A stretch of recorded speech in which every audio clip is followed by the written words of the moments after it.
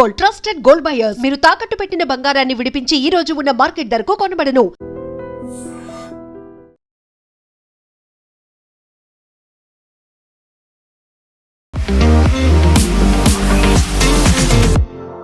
దిగుమతి అవుతున్నటువంటి బియ్యం మీద సుంకాలు విధించడానికి డొనాల్డ్ ట్రంప్ సంకేతాలు ఇచ్చినట్టుగా సమాచారం అందుతోంది.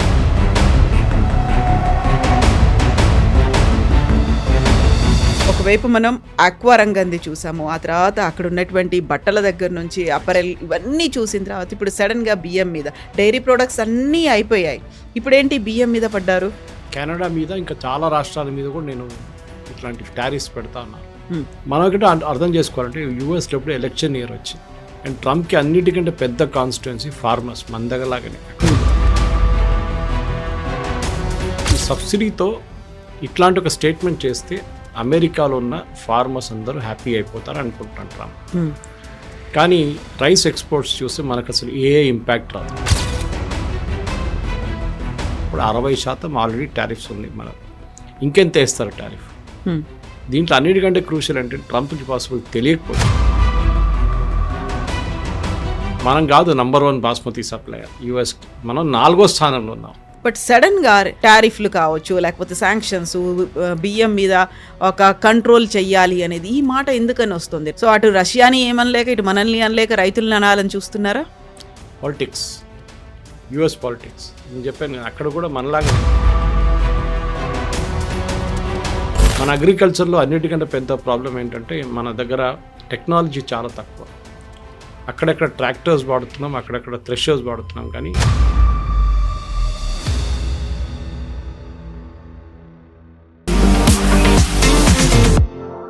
నమస్తే, నేను Kavitha. Welcome to I Dream News and నిజాలు. భారతదేశం నుంచి చౌకగా బియ్యాన్ని అమెరికాలో డంప్ చేస్తున్నారు. అక్కడున్నటువంటి రైతుల ప్రయోజనాలు దెబ్బతింటున్నాయి. కాబట్టి దిగుమతి అవుతున్నటువంటి బియ్యం మీద సుంకాలు విధించడానికి డొనాల్డ్ ట్రంప్ సంకేతాలు ఇచ్చినట్టుగా సమాచారం అందుతోంది.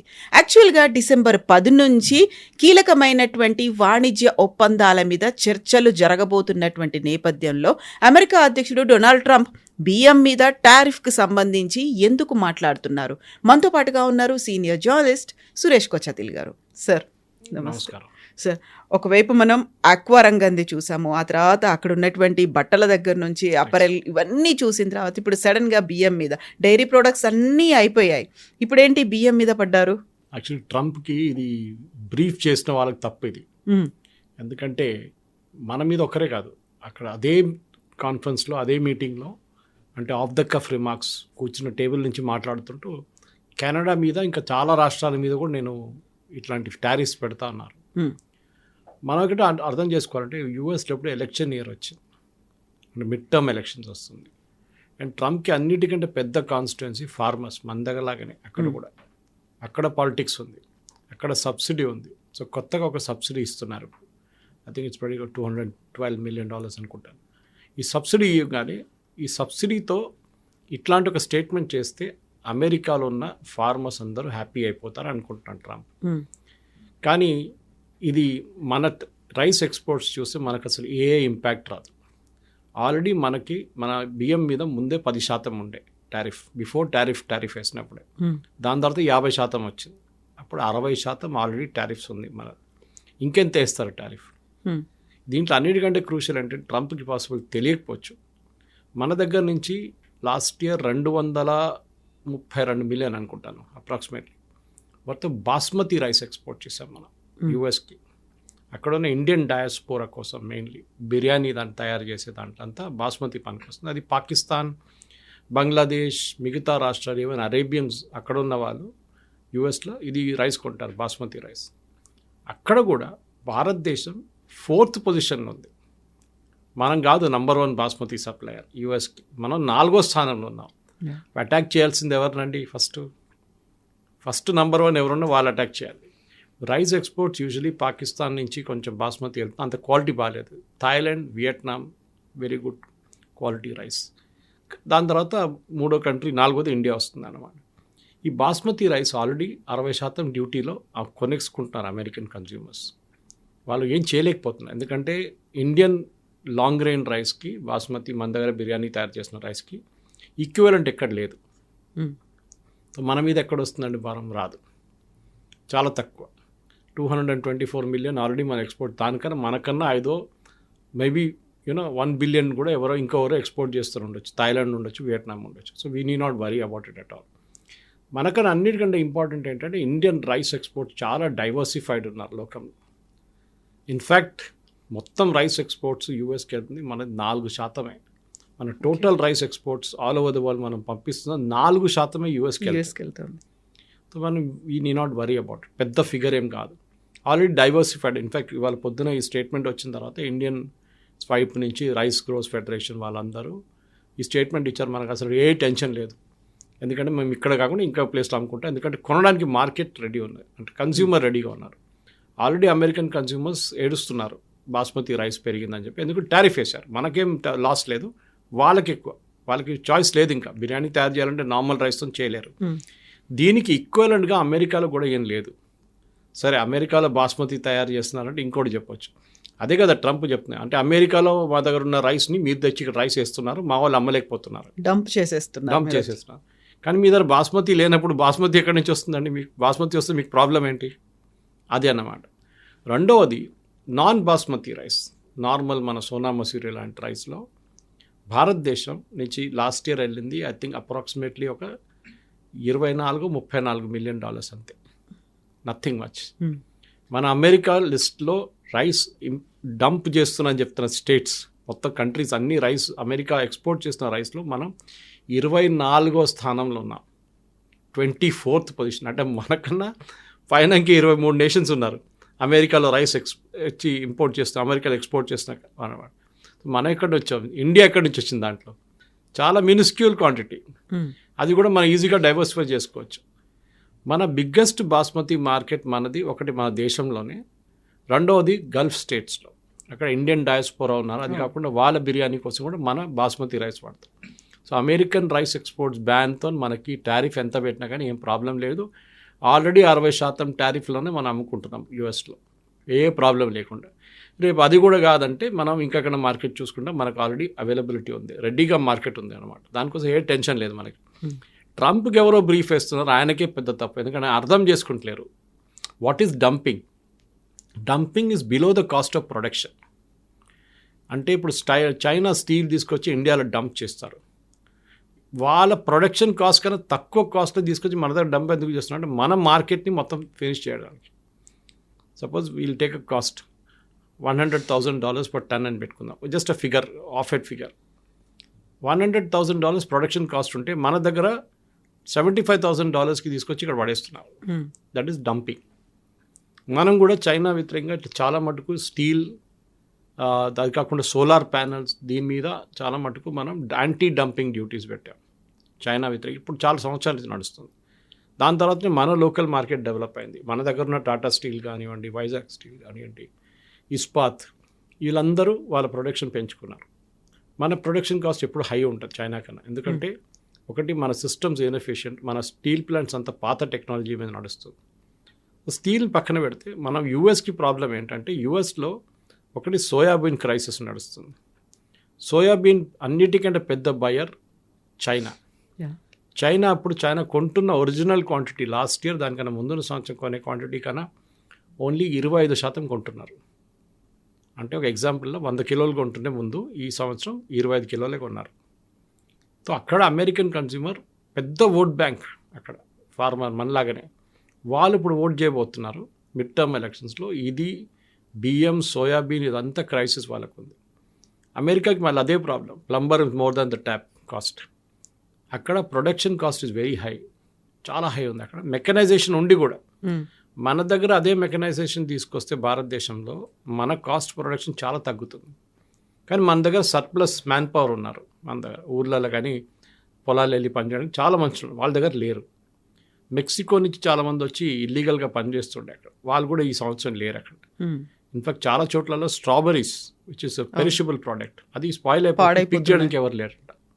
మెక్సికన్స్ అందరూ వెళ్ళిపోయారు, పారిపోయారు. ట్రంప్ ఇట్లా టారిఫ్ పెట్టారు, దాని తర్వాత వాళ్ళ మీద ఎగ్జిట్ ఫార్మాలిటీస్ పెట్టిన తర్వాత అందరూ పారిపోయారు అక్కడి నుంచి. సో భారతదేశం నుంచి ఈ ఆయన చెప్పిన ఫిగర్స్ ఆయనకి అర్థం కాలేదు బహుశా. మన వాళ్ళు కూడా ప్లేఅప్ చేశారు, ఎందుకంటే అదే బ్రీఫింగ్లో కెనడా గురించి, మిగతా రాష్ట్రాల గురించి కూడా చెప్పారు ఆయన. మనం ఒకటి again repeating 4th position basmati ఎక్స్పోర్ట్స్లో మన యూఎస్కి, అంటే మనకన్నా 3 కంట్రీస్ పైన ఉన్నాయన్నమాట, మనకన్నా ఎక్కువ. మనం టోటల్ ఎక్స్పోర్ట్స్ యూఎస్కి $224 million 25-26 financial year. Non basmati rice only 24 నుంచి $32 million అంతే, ఆర్ 54 అనుకుంటారు. I don't remember the exact figure, somewhere in that range. Nothing but very insignificant. ఇది we need not worry, because అక్కడ కూడా మనం 24 స్థానాల్లో ఉన్నాం. So we're exporting more rice to other parts of the world. మనం యూఎస్కి చాలా తక్కువ, మిగతా ఎందుకంటే ఒకటి కాస్ట్ ఆఫ్ డిస్టెన్స్ ట్రాన్స్పోర్ట్ చేయడంలో. మనకి వెస్ట్ ఏషియాలో అమ్మడం ఈజీగా ఉంటుంది, ఇక్కడ గల్ఫ్ కంట్రీస్కి అంతా అమ్మడం ఈజీగా ఉంటుంది. అక్కడ మెయిన్లీ డిమాండ్ బాస్మతి ఉంటుంది. అండ్ ఆఫ్ కోర్స్ సోనా, ఎందుకంటే చాలామంది పెద్ద ఇండియన్ ఎక్స్పాట్రియేట్ కమ్యూనిటీ ఉన్నారు. వాళ్ళ మన ఇండియా నుంచి వచ్చే బియ్యం అంటే అదే కొనుక్కుంటారు వాళ్ళు. వాళ్ళకి ట్రస్ట్ ఉంది, అది సోనా మసూరి కానీ అట్లాంటి రైస్ కుకింగ్ కోసం జనరలీ. అది కాకుండా basmati for special occasions, biryani లాంటి. సో ఇప్పుడు కవిత గారు ఏం టెన్షన్ లేదు. ట్రంప్ చేసిన స్టేట్మెంట్కి ఇంకోటి అప్పుడే అదే బ్రతులు అన్నారు, టారిఫ్ టాక్స్ నడుస్తుందని చెప్పి వాళ్ళ సెక్రటరీ చెప్పారు పక్కన, రేపటి నుంచి వరుసగా ఉండబోతున్నాయి ఢిల్లీలో. సో ఆగండి అని చెప్పి. ఇది ఓన్లీ పొలిటికల్ స్టేట్మెంట్, జాకీ. నేను చూస్తానులే, నేనేం చేస్తాను, ఆయనకు తెలియదు ఆల్రెడీ 60% ఉందని చెప్పి. ఇంకా 40% పెడితే వాళ్ళకే ప్రాబ్లం, మనకేం ప్రాబ్లం లేదు. అమెరికన్ కన్జ్యూమర్స్ ఇవాళ ఫర్ ఎగ్జాంపుల్ $40 ఇస్తున్న మనుషులు $60 ఇవ్వాల్సి వస్తుంది, what ever quantity they by. ఇది ప్రాబ్లం అన్నమాట. So we need not worry, మనకి ఏ టెన్షన్ లేదు. ట్రంప్ దీనికన్నా ముందు పెట్టిన టారిఫ్స్తో మనకి ఇప్పుడు ఓకే, మన 2 ఇండస్ట్రీస్ కొంచెం ఇంపాక్ట్ అయింది. ఒకటి షింప్ ఇండస్ట్రీ, ఒకటి టెక్స్టైల్ ఇండస్ట్రీ. కానీ అది కూడా ఇప్పుడు రష్యా పుటిన్ వచ్చిన తర్వాత అక్కడ ఒప్పందంలో ఆయన ఏమన్నారంటే మేము కొంటాము ష్రింప్ తీసుకుంటాం. ఓకే, టెక్స్టైల్స్ మనం ఆల్రెడీ డైవర్సిఫై చేయడం మొదలుపెట్టాం. For example Kitex, which is the world 2nd largest kids wear brand అనమాట. అంటే కిడ్స్కి ఏం చెప్తా అండర్ గార్మెంట్స్కి. వాళ్ళు కేరళ నుంచి ఒరిజినల్ ప్రొడక్షన్ ఉంటే ఇప్పుడు వరంగల్లో కూడా చాలా పెద్ద ఫెసిలిటీ పెట్టారు. వాళ్ళు ఇండియాలోనే 1000 షోరూమ్స్ ఓపెన్ చేయబోతున్నారు, 1000 షోరూమ్స్ ఓపెన్ చేస్తారంట. ఒక్కొక్క షోరూమ్ నుంచి ఒక 2 కోట్లు వాళ్ళకి టర్న్ ఓవర్ యాంటిసిపేట్ చేస్తున్నారు. They are saying 2000 crores we can do easily without any problem. మాకు అమెరికాలో మార్జిన్స్ చాలా తక్కువ ఉండే, yes big market no doubt. కానీ మేము ఇప్పుడు ట్రంప్ టారిఫ్ ఉంటే కూడా మేము బయట ఇండియాలో అమ్ముకుంటే మాకు ప్రాబ్లం లేదు. యూరోప్ కూడా వెళ్తున్నాం, యూరోప్లో కూడా అమ్మచ్చు అని చెప్పి. ఇప్పుడు ఇండియన్ ఈ రైస్ ఫెడరేషన్ వాళ్ళు కూడా గవర్నమెంట్ ఆఫ్ ఇండియా దగ్గర అడిగి మిగతా రాష్ట్రాలకి ఇంకా ఎగుమతులు ఇంకా పెంచాలని చెప్తున్నారు. గవర్నమెంట్ సపోర్ట్ కావాల్సి వస్తుంది దానికి, బ్యాంక్ క్రెడిట్ కానీ ఎల్సీ ఓపెన్ చేయడం అంతా ఉంటుంది. బహుశా ఇంకొక ట్రంప్ తీసుకురారు, 100% దట్ విల్ నాట్ హ్యాపెన్. కానీ జరిగితే కూడా మనకు బ్యాకప్ ప్లాన్స్ ఉంది, నో ప్రాబ్లం. సో ఇప్పుడు రష్యా అధ్యక్షుడు పుతిన్ వచ్చిపోయిన తర్వాత ఇప్పటిదాకా ఏ విధంగానో ఐదర్ పాజిటివ్ కావచ్చు, నెగిటివ్గా కావచ్చు, మన అమెరికా అయితే అస్సలు రెస్పాండ్ అవ్వలేదు. బట్ సడన్గా ఈ టారిఫ్లు కావచ్చు, లేకపోతే శాంక్షన్స్, బియ్యం మీద ఒక కంట్రోల్ చెయ్యాలి అనేది ఈ మాట ఎందుకని వస్తుంది? రేపటి నుంచి అయితే మళ్ళీ ఎలాగో చర్చలు ఉంటాయి. సో అటు రష్యాని ఏమనలేక, ఇటు మనల్ని అనలేక రైతులను అనాలని చూస్తున్నారా? Politics, US politics. నేను చెప్పాను అక్కడ కూడా మనలాగానే మన దగ్గర కూడా ఫార్మింగ్ కమ్యూనిటీ పెద్ద ఓట్ బ్యాంక్ అది వాళ్ళకి. దానికోసం వాళ్ళకి పవర్ ఫ్రీ, నీళ్లు free, fertiliser subsidy, seed subsidy అన్నీ ఇస్తారు. దాని తర్వాత మీరు ఒక అష్యూర్డ్ ప్రైస్లో కొంటున్నారు. ఓకే, గవర్నమెంట్ ఒక అష్యూరెన్స్ ఇస్తుంది, మీ దగ్గర నుంచి దానికి కొంటున్నా మినిమం సపోర్ట్ ప్రైస్ ఇస్తున్నారు. సో దాంతో యూజువలీ ఏదైనా పెద్ద వరదలో కానీ ఏదైనా సైక్లోన్ రాకుంటే డెఫినెట్గా ఫార్మర్స్కి కొంచెం లాభమైన వస్తుంది దాని మీద, ప్రొడక్షన్ కాస్ట్ పైననే. ఎక్స్పోర్ట్స్ అనేది ఒక స్పెషలైజ్డ్ డివిజన్ అనమాట. మన అన్ని రైస్ మనం భారతదేశంలో తయారు చేసే రైస్ మనం ఎక్స్పోర్ట్ చేయలేము. ఫర్ ఎగ్జాంపుల్ మనం సర్టన్ పార్బాయిల్ టైప్ మనం చేస్తాం, దానికి ఇంకా మార్కెట్ ఉంటుంది. మనకన్నా ఎఫిషియెంట్గా ఈ మార్కెట్లో మనం తీసుకురావాల్సింది ఎఫిషియన్సీ, అది చాలా ఇంపార్టెంట్. మన అగ్రికల్చర్లో అన్నిటికంటే పెద్ద ప్రాబ్లం ఏంటంటే మన దగ్గర టెక్నాలజీ చాలా తక్కువ. అక్కడెక్కడ ట్రాక్టర్స్ వాడుతున్నాం, అక్కడెక్కడ థ్రెషర్స్ వాడుతున్నాం, కానీ లార్జ్ స్కేల్లో వాడట్లేదు, పెద్ద స్కేల్లో వాడట్లేదు. పంజాబ్ వైపు మెకనైజేషన్ చాలా ఎక్కువ, సౌత్లో ఇంకా అంత మెకనైజేషన్ దగ్గరికి రాలేదు. అది రావాల్సింది. ఎందుకంటే ఓకే, ఒక ఆర్గ్యుమెంట్ ఏంటంటే కంప్యూటర్ వచ్చినప్పుడు చాలామంది ఉద్యోగం పోతుందని చెప్పి కమ్యూనిస్ట్ వాళ్ళు పెద్ద పుకారు లేపారు ఒక టైం. అందరూ నిరుద్యోగులుగా అయిపోతారు, రీప్లేస్ చేస్తుంది అని. కరెక్ట్. కేరళలో అయితే బంద్ పాటించారు, కంప్యూటర్లు తీసుకెళ్ళి రోడ్డు మీద పడేశారు. ఇదంతా గుర్తు నాకు 80s 90sలో జరిగిన ఉద్యమాలు. దాని తర్వాత అందరు తెలుసు కంప్యూటర్తో ఏమైందో. ఇప్పుడు కంప్యూటర్ లేని ఒక టేబుల్ గవర్నమెంట్ డిపార్ట్మెంట్లు లేవు, అందరి దగ్గర ఒక కంప్యూటర్ ఉందన్నమాట. సో ఇది కూడా అంతే. సో ఇప్పుడు ఏమవుతుందంటే గవర్నమెంట్కి ప్రెషర్ పెట్టడానికి యుఎస్ గవర్నమెంట్ వేస్తున్న ప్రెషర్ ఇది. మనం డంపింగ్ అయితే చేయట్లేదు, మనం బిలో కాస్ట్ వెళ్ళట్లేదు వాళ్ళ దగ్గర, మనం అట్ కాస్టే ఎక్స్పోర్ట్ చేస్తున్నాం. ఎందుకంటే మన నష్టాలు ఎందుకు అమ్మాలి? బికాస్ గవర్నమెంట్ ఆఫ్ ఇండియా కాదు అమ్మేది, ప్రైవేట్ ప్లేయర్స్ అమ్ముతున్నారు. వాళ్ళు ఎందుకు లాస్లో అమ్ముతారండి? వాళ్ళు ఇక్కడి నుంచి ఒక కిలో బియ్యం, నార్మల్ బియ్యం 35 రూపాయలు కిలోకి వాళ్ళు కొనుక్కుంటే బయట వాళ్ళు తీసుకెళ్ళి 60-67 అమ్ముతారు వాళ్ళు. మన దగ్గర కూడా అంతే, రీటైల్ మార్కెట్లో మీరు వెళ్తే 65 రూపాయలు కిలో ఉంటుంది మంచి Sona Masuri. Must be the retail prices are wholesale prices around 35-40 ఉంటుంది, దానికన్నా తక్కువ కూడా ఉండొచ్చు మిల్లర్స్ దగ్గర నుంచి డైరెక్ట్ కొనుక్కుంటే. సో డంపింగ్ మన దగ్గర జరగట్లేదు, ఇట్స్ అ రాంగ్ నోషన్ అది. కానీ బిలో కాస్ట్ అమ్మే నేషన్స్ చాలా ఉన్నారు, వియట్నాం ఉండొచ్చు, థాయిలాండ్ ఉండొచ్చు, వీళ్ళందరూ బిలో కాస్ట్ అమ్ముతారు ఎందుకంటే వాళ్ళకి పెద్ద మార్కెట్ లేదు. మనలాగా భారతదేశంలో ఫెర్టిలైజర్ కార్పొరేషన్ ఆఫ్ ఇండియా అన్నిటికంటే పెద్ద బయ్యర్. ఫర్టిలైజర్ కార్పొరేషన్ ఆఫ్ ఇండియాకి బియ్యం ఎట్లా వస్తుందంటే మినిమం సపోర్ట్ ప్రైస్లో ఫార్మర్స్ దగ్గర నుంచి ప్రతి స్టేట్లో కొనేది ఎఫ్సిఐ గోడౌన్స్కి వస్తుంది. తర్వాత ఎఫ్సిఐ గోడౌన్ దాంట్లో ఆల్మోస్ట్ 80 కోట్ల మందికి ఫ్రీ ఉచిత బియ్యం ఇస్తారు ప్రధానమంత్రి స్కీమ్ కింద. సో వాళ్ళ గోడౌన్స్ ఎంటీ అవుతూనే ఉంటుంది. లేకుంటే ముందు ఎట్లా అయిపోయిందంటే మీరు గుర్తుంటుంది, ఒక 10-15 సంవత్సరాలు 20 సంవత్సరాల ముందు మీరు ఇక్కడ సనత్ నగర్ కానీ చర్లపల్లి వెళ్తే ఎఫ్సిఐ గోడౌన్స్ బయట వర్షానికి తడిచిపోయి పాడైపోయి ఎలుకలు తింటున్న కేసు ఉంటుంది. గవర్నమెంట్ లాజిక్ ఏంటంటే ఎలుకలు తినే బదులు, వర్షాలు తడిచిపోయి స్పాయిల్ అయ్యే బదులు ప్రజలకు ఇచ్చేసేయండి, ఫ్రీగా ఇస్తే కూడా ప్రాబ్లం లేదు, ఎందుకంటే అది లేకుండా స్పాయిల్ అయిపోతుంది అక్కడ. ఇంకోటి ఏంటంటే first in first out policy అంటాం. మనం ఎప్పుడు ఒక ఇన్వెంటరీ చేస్తున్నప్పుడు ఏది ఫస్ట్ వచ్చిందో దాన్ని ఫస్ట్ బయట పంపించేసేయాలి, లాస్ట్ వచ్చింది ఉంచుకోవాలి. మన దగ్గర ప్రాబ్లం ఎక్కడ వచ్చిందంటే స్పేసే లేదు వేర్ హౌసింగ్లో. ఇప్పుడు చాలా మటుకు ఎంటీ అయిపోతున్నాయి, కొత్త ప్రోడక్ట్స్ వస్తున్నాయి, కొత్త రైస్ వస్తున్నాయి, కొత్త రైస్ని ఎక్కిచ్చేస్తున్నాం. కానీ యూఎస్కి ఎక్స్పోర్ట్ చేసే రైస్ కానివ్వండి, యూరోప్కి ఎక్స్పోర్ట్ రైస్ చేసే క్వాలిటీ స్టాండర్డ్స్ చాలా స్ట్రిక్ట్. ఎగ్జాక్ట్లీ. ఫర్ ఎగ్జాంపుల్ దాంట్లో పెస్టిసైడ్ ఉండకూడదు, పెస్టిసైడ్ లెవెల్ చాలా స్ట్రిక్ట్గా చెక్ చేస్తారు. మన దగ్గర కాదు, మన దగ్గర ఎవరు మీరు వాళ్ళ దగ్గర బియ్యం దాని మాయిశ్చర్ కంటెంట్ చూస్తారు కానీ మిగతా బ్రోకన్ క్వాలిటీ ఎంత ఉంది అని చూస్తారు కానీ దే విల్ నెవర్ చెక్ దీంట్లో పెస్టిసైడ్ కంటెంట్ ఎంత తెలియదు. అది అన్నిట్లో అంతే. ఇప్పుడు మన దగ్గర కూరగాయలు అమ్ముతున్నప్పుడు ఎంతమంది చెక్ చేస్తారు? ఫుడ్ డిపార్ట్మెంటో హెల్త్ డిపార్ట్మెంటో ఎక్కడ వాళ్ళ దగ్గర ఎక్స్పర్టీస్ లేదు. ఎంత ఆర్గానికో కూడా తెలియదు మనకు. Organic is the most misused word Kavitha గారు, మోస్ట్ మిస్యూజ్డ్ వర్డ్. ఆర్గానిక్ అని ఒక్కొక్కరికి ఒక్కొక్క డెఫినేషన్ ఉంటుంది. ఒకడు అంటాడు నేను ఫర్టిలైజర్ యూజ్ చేయట్లేదు అంటారు, మన్యూర్ యూజ్ చేశాను. మన్యూర్ యూజ్. ఇంకోరు ఏమంటారు మేము న్యాచురల్గా ఉన్న దాన్ని వెజిటబుల్స్ అన్ని వేస్ట్ అయ్యి దాన్ని తీసుకొని కంపోస్ట్ చేసి దాని నుంచి వాడుతున్నాం అంటారు. ఓకే. ఇంకొకరు ఏమంటారంటే మేము అసలు స్ప్రే చేయట్లేదు, మేము న్యాచురల్ ఇది యూజ్ చేస్తాము, కెమికల్స్ యూజ్ చేసి న్యాచురల్ ప్రొడ్యూసింగ్ కెమికల్స్ యూజ్ చేసి క్లీన్ చేస్తాం. So it's most misuse word. మన అసలు ఆర్గానిక్ అనేది ఏం లేదు. Okay, it's better than chemical related stuff. ఎందుకంటే మన దగ్గర చాలామంది ఇప్పుడు క్యాన్సర్ ఎందుకు వస్తుంది అడుగుతారు. ఇప్పుడు we're slightly deviating from the subject అని చెప్పాల్సింది ఇది ప్రజలకి, మన ప్రజలు కూడా అర్థం చేసుకోవాలి. మన దగ్గర మన ప్రోడక్ట్స్ మీద ఫర్టిలైజర్ చాలా విపరీతంగా వాడతారు. For example rice belt and wheat belt, Punjab నుంచి రాజస్థాన్ దాకా till north Gujarat cancer belt ఇండియాది. ఒక ట్రైన్ నడుస్తుంది పైన, అక్కడ నుంచి ఇక్కడ దాకా ట్రైన్, ఒక Indian railway special train run చేస్తారు క్యాన్సర్ పేషెంట్స్కి. దాంట్లో డాక్టర్లు ఉంటారు, కన్సల్టేషన్ రూమ్స్ ఉంటుంది, అన్నీ ఉంటుంది. ఎందుకంటే ఈ స్ప్రేయింగ్లోనే పెద్ద ప్రాబ్లం అవుతుంది. మన దగ్గర కంపెనీ ఉంది మారుడ్ డ్రోన్స్ అని చెప్పి హైదరాబాద్లో, చాలామంది యంగ్స్టర్స్ స్టార్ట్ చేశారు. అది మోదీ గారి దగ్గర వెళ్ళి డెమో చేశారు వాళ్ళు ఎగ్జిబిషన్లో, వైడ్లీ యాక్సెప్టెడ్ నా. వాళ్ళు దాన్ని యూజ్ చేసి స్ప్రేయింగ్ చేస్తున్నారు డ్రోన్స్ యూజ్ చేసి. అప్పుడు ఏంటంటే హ్యూమన్ కాంటాక్ట్ లేదు. సో మన వీళ్ళు ఫార్మర్స్ ఏం చేస్తారు, ఖర్చీలు కట్టేసుకొని మీరు చేస్తున్నట్టు స్ప్రే చేస్తున్నట్టు, వెరీ వెరీ డేంజరస్. సో యూఎస్కి వెళ్ళే పెస్టిసైడ్ కంట్రోల్ రైస్ చాలా స్ట్రిక్ట్ క్వాంటిటీ ఉన్నప్పుడు ఎక్కువ ఎక్స్పోర్ట్ అక్కడికి వెళ్ళదు. Same with Europe. అదే టైంలో మన వైపు అమ్ముకుంటే ఎవడు అడగాడు, ఇక్కడ అమ్మేసుకోవచ్చు. ఈవెన్ క్వాలిటీ ఆఫ్ రైస్ ఇండియాలో 5-6 టైప్స్ డిఫరెంట్ మనకు తెలిసింది, మన షాప్కి వెళ్తేనే తెలిసిపోతుంది, రిటైల్ షాప్.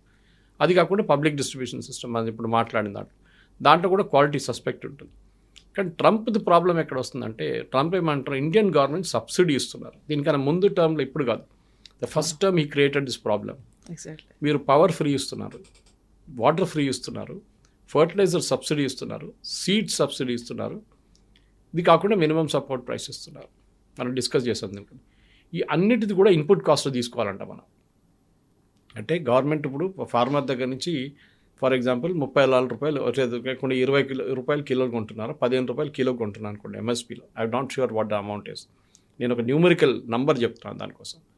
సో ట్రంప్ ఏమంటున్నారు, ఈ ₹15 మీరు ఫార్మర్స్ దగ్గర నుంచి కొనేటప్పుడు actual cost of that is ₹30. మీరు అన్ని సబ్సిడీ ఎలిమెంట్స్ దాంట్లో యాడ్ చేయాలి, అన్ని కలుపుకొని చేయాలి. కలుపుకొని మీరు మళ్ళీ దాని కాస్ట్ అరైవ్ కావాలి.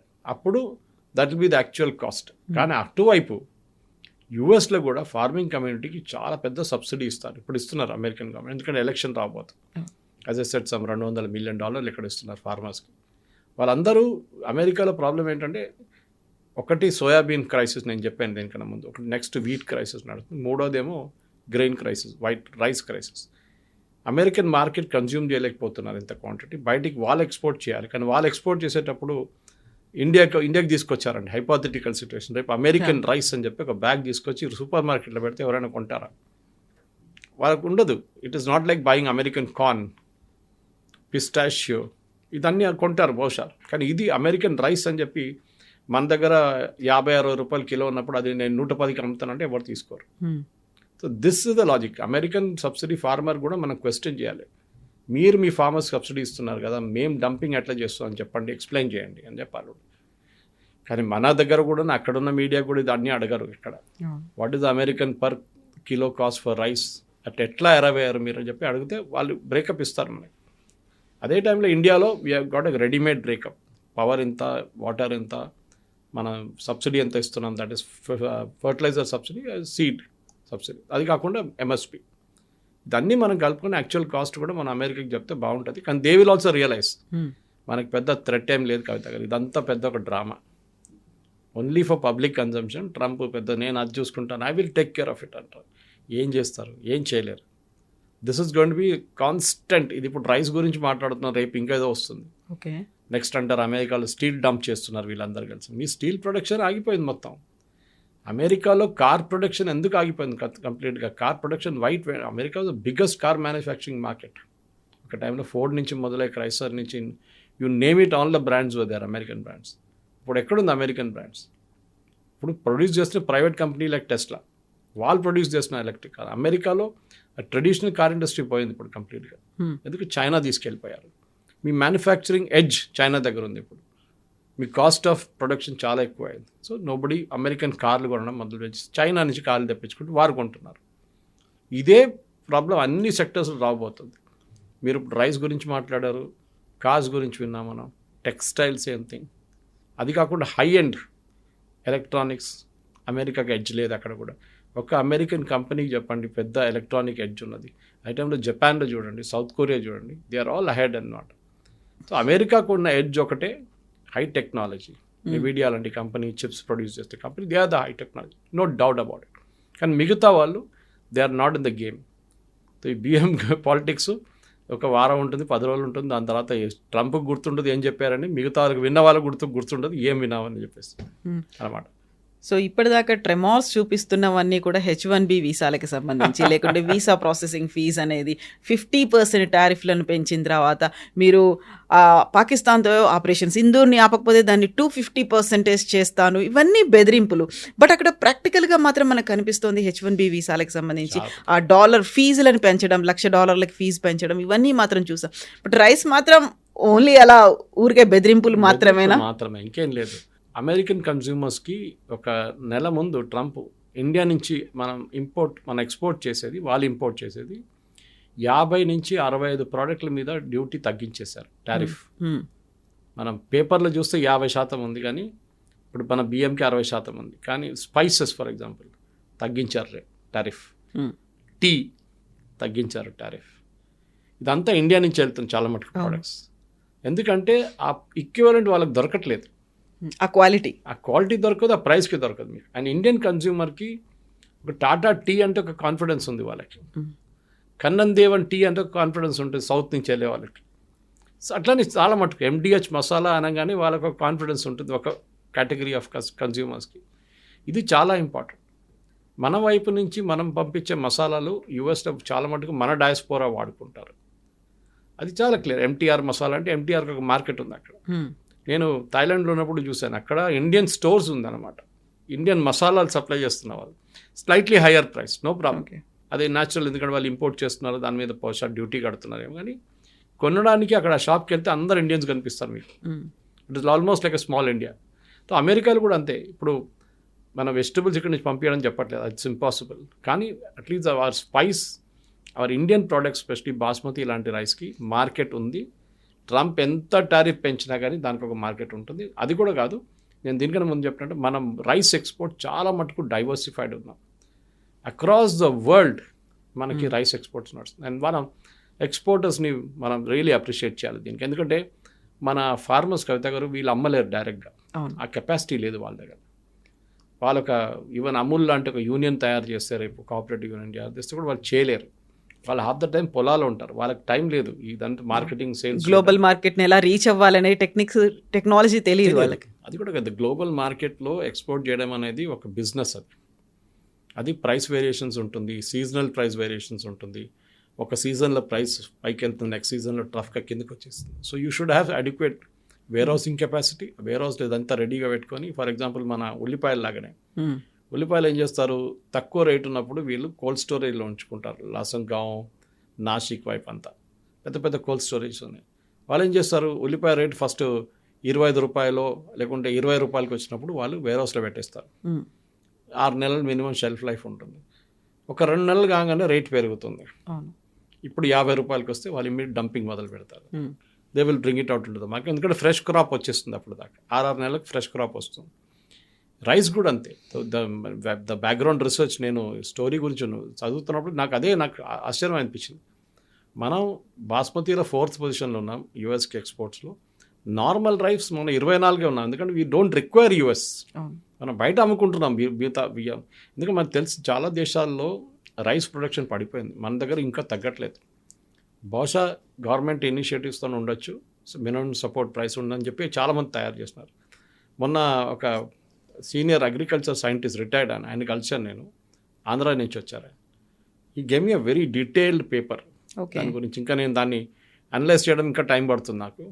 కానీ ఎంత డీటెయిల్గా ఇచ్చారంటే, మన దగ్గర వాటర్ అవైలబిలిటీ ఎంత ఉంది, మనం ఎంత ఫర్టిలైజర్ యూజ్ చేస్తున్నాం, దాంట్లో ప్రొడక్టివిటీ ఎంత ఉంది. మన ప్రొడక్టివిటీ చాలా తక్కువ. మన దగ్గర international crops research institute of semi arid tropic, ICRISAT అని చెప్పి పటాన్చెరులో ఉంది. ఎప్పుడో 70s 80sలో మొదలైంది, నాకు స్కూల్ రోజుల్లో నాకు గుర్తుంది ఇక్రిసాట్ అనేది. వాళ్ళు ఈ సెమీ ఆరిడ్ ట్రాపిక్స్, మన దాంట్లో సెమీ ఆరిడ్ ట్రాపిక్ ఏరియాలో ఏం గ్రో చేయాలి. ఆ టైంలో భారతదేశంలో అగ్రికల్చర్ ప్రొడక్షన్ చాలా తక్కువ ఉండే. తర్వాతనే green revolution MS Swaminathan garu తీసుకొచ్చిన తర్వాత green revolution made us self sufficient. మనం ఒక టైంలో యూఎస్ నుంచి వీట్ తెప్పించుకుంటుండే, గోధుమలు అక్కడిని తెప్పించుకుంటుండే, మన దగ్గర లేకుండే ప్రొడక్షన్. ఇప్పుడు చూడండి, we are surplus, we can export to the entire world. ఆ పొజిషన్ తీసుకొచ్చాం మనం ఇప్పుడు. సో యూఎస్ కానీ ఎవరైనా మనకి ధమ్కి ఇస్తే మనం భయపడక్కర్లేదు. We have enough and more of markets. ఈజీగా దీన్ని మనం మిగతా దేశాలకి తిప్పుకోవచ్చు, అక్కడ తీసుకెళ్ళి అమ్మచ్చుకోవాలి, ప్రాబ్లమే లేదు మనకి. Yes sir, thank you sir, thank you.